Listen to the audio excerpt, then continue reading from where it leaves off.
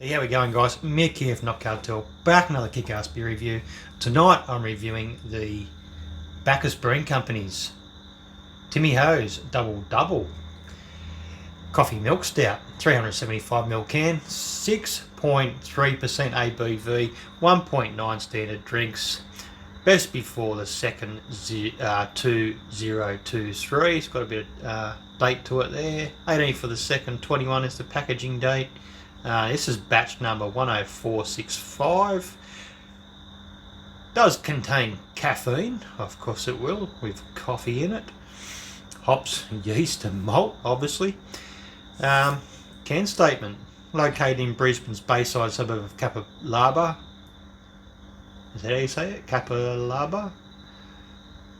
We brew the most eclectic range of beers in the country, from brewing classic styles to exploring and pushing the boundaries of what is beer. We strive to produce beers of consistent high quality with balance and drinkability. So yes, very eclectic. The price is somewhat eclectic as well.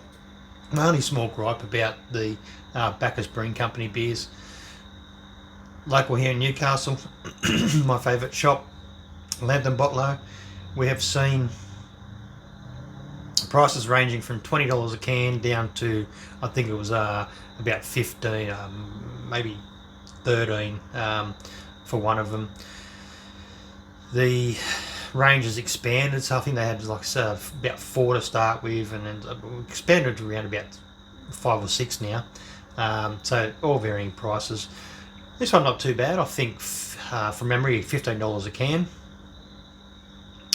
Also, it goes on to say that Brewers Ramblings initially brewed for our B20 Beer Fest, where we brewed a beer to represent each member country of the G20 Summit held in Brisbane. Brewed to represent Canada, we made a sweet coffee milk stout based on Canada's favourite coffee, Tim Hortons Double Double, double cream, double sugar. So in relation to the G20 Summit, a beer brewed for each country who attended the B20 Beer Fest Summit. Great stuff. So may contain traces of nuts. They've got to cover all avenues. These guys hail once again to Christine Place, Capalaba, Queensland. These guys are doing phenomenal things with beer and brewing, and most certainly pushing the boundaries. So let's see how this goes.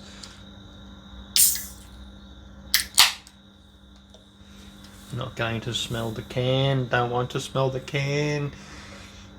Can smell the can from here. It's a dirty glass again.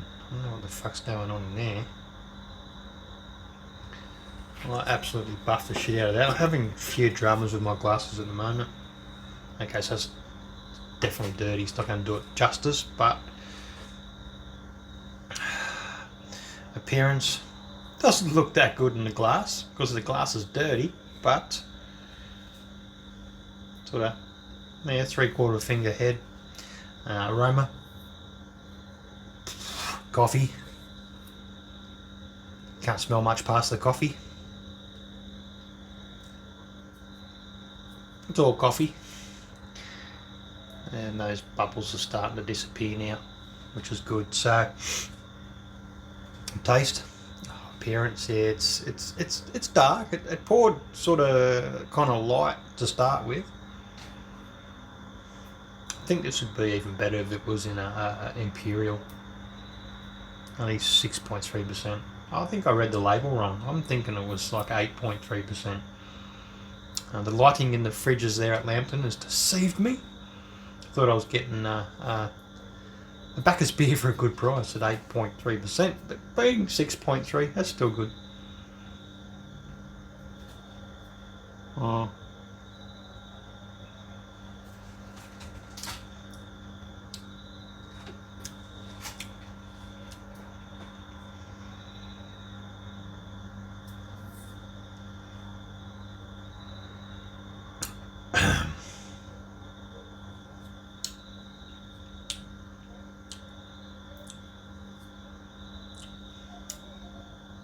It's coffee.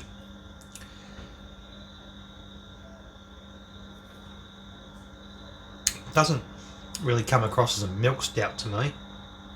It's very light on the face, really, to be honest. It's a hint of it, a hint of stout.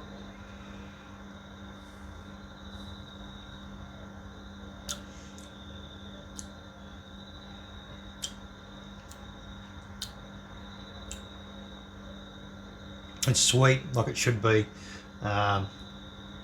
being a milk stout. It's got plenty of coffee, but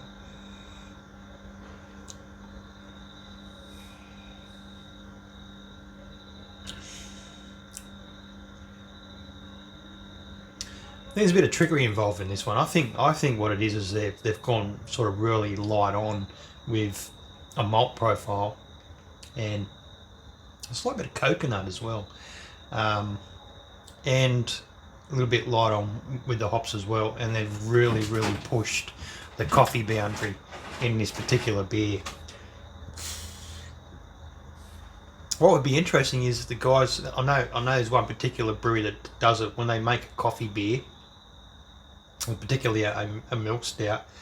They actually list how many standard coffees you're getting in your can or your bottle, which is it's pretty clever.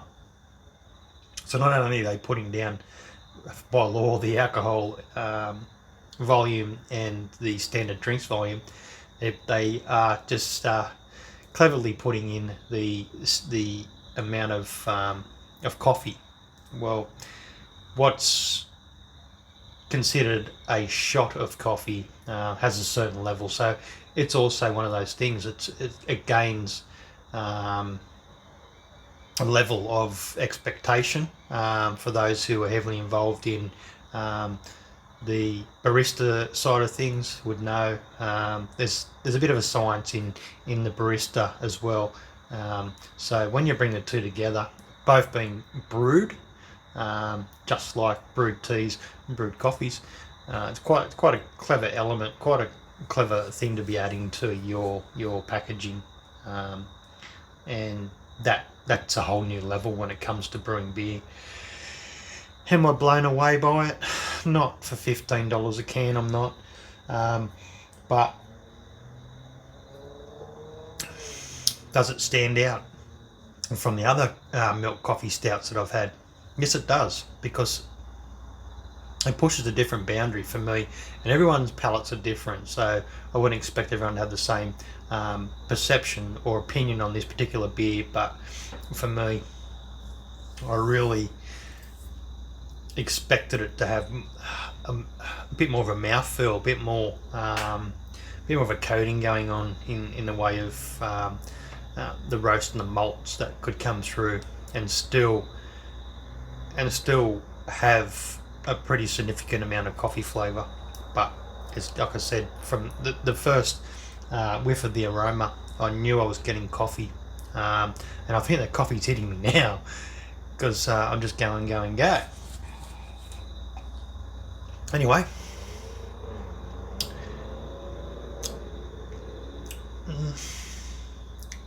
glad I experienced it. Not something I'd rush out and buy again for $15 a can, but still, I'm gonna enjoy it for what it is. Cheers.